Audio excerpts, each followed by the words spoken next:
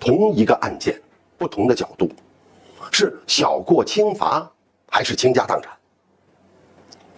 怎么罚？罚多重？对于卖菜大爷来说，听完这个讨论，他肯定就晕了。大家好，近日呢，河南洛阳西宫法院发布了一则案例。案例说，洛阳一个卖菜的大爷因为销售不合格的蔬菜获利了21块钱，但却被罚款11万。行政执法机构呢向法院申请强制执行，法院最终的裁定叫不予强制执行。由此，舆论由此开始赞扬法院的裁决体恤民情。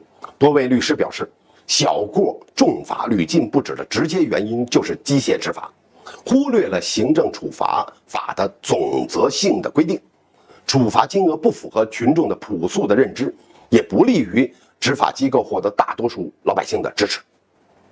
而对于食品安全领域小过重罚，也有律师表示，相关法律有必要对处罚标准从轻、减轻不予行政处罚等条款进行细化，避免自由量裁的弹性过大。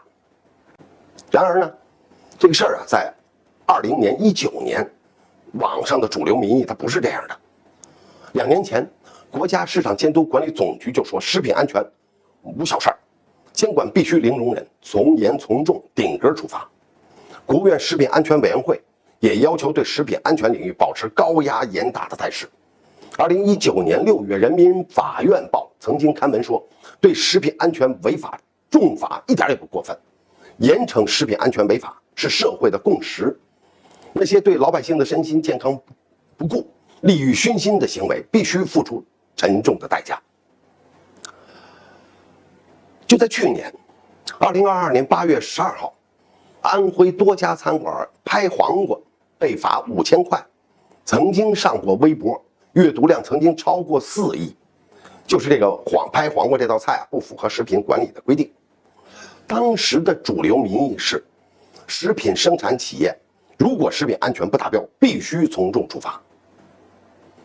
时过境迁，今天西宫法院的司法建议是，相关行政执法机构要健全完善行政量裁裁量权的基准，推进公平、文明、人性化的执法。对于大爷这样的普通小贩来说，其实罚款的度是最关键的。我们当然得考虑他们的生活状况，避免造成过大的伤害，但你也得让他长记性，不能再犯错。处罚大爷的标准和轻重，如果放在历史的长河上来看，重的时候确实该罚10几万，轻的话可能也就是批评教育就过去了。这里面就看大爷在什么时候犯这错误，叫天时地利人和，就看天地人的因素。2000年前，秦始皇呢统一度量衡，东汉王莽发明了游标卡尺，它的目的其实就叫统一标准。今天我们仍然要尽全力去统一我们的执法标准，在天时、在地利上、在人和上都要这样干。其实真正要做到不以物喜，不以己悲，这一点要做到真的挺难的。谢谢大家。